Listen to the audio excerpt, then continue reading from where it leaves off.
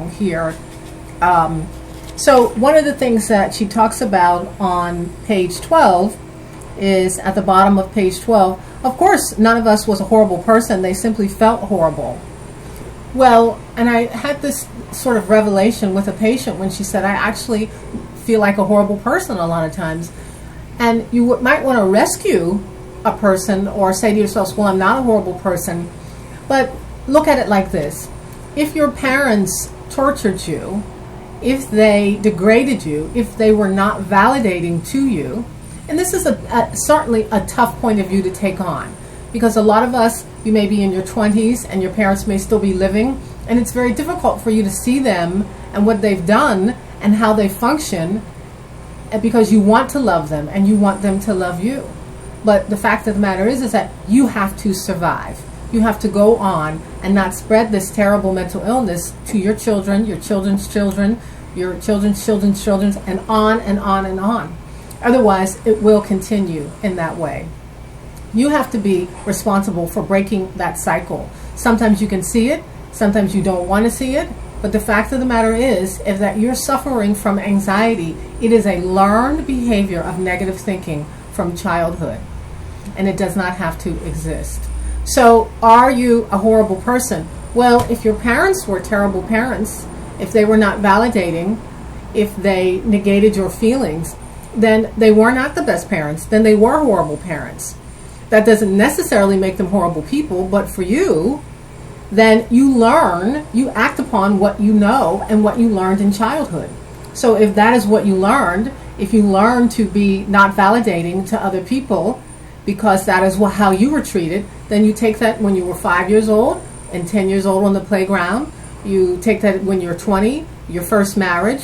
And so you see constantly that we have trouble having relationships because our relationships are based on the need to control and to not accept. Where did we learn that from? We learned that from childhood.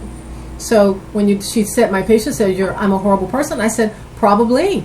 If that's what you learned about how relationships work, what does it look like in your interpersonal relationships when you ignore people, when you don't talk to them, when you shut them out of their lives, when you say you're going to do something and they don't? All of those are abusive and degrading to people that care about you. So she talks a lot about that on page 12. Now we move on to page 13. And again, at this point, you may be saying to yourself, it sounds, a lot of my patients say, they don't feel that way. But a few of them do.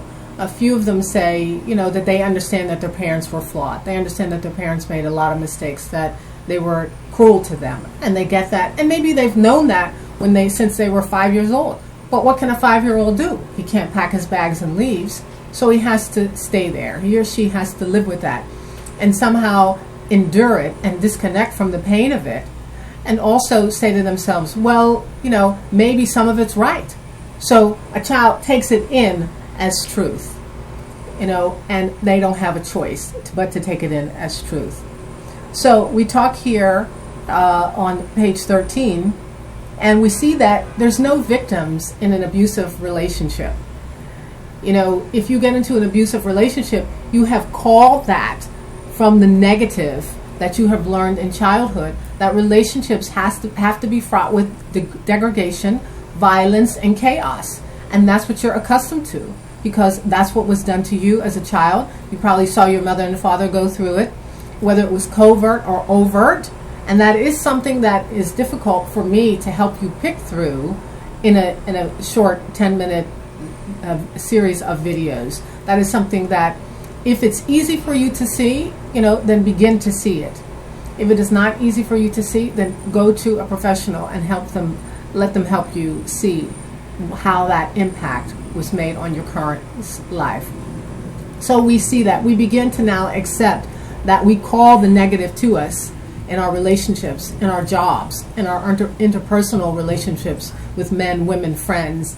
And so a lot of people with anxiety feel like everybody has anxiety because everybody around them is exhibiting poor behavior, and it's acceptable in that circle. But I'm here to tell you that that's not true. Everybody does not have anxiety. Everybody does not reel a negative thought constantly. Everybody does not stand up to their friends. Everybody does not verbalize how they think, how they feel, and walk around with negative thinking, right, about themselves, about the world, about how things work. So everybody does not have anxiety. So we can do better. We know better. We understand it. We can do better.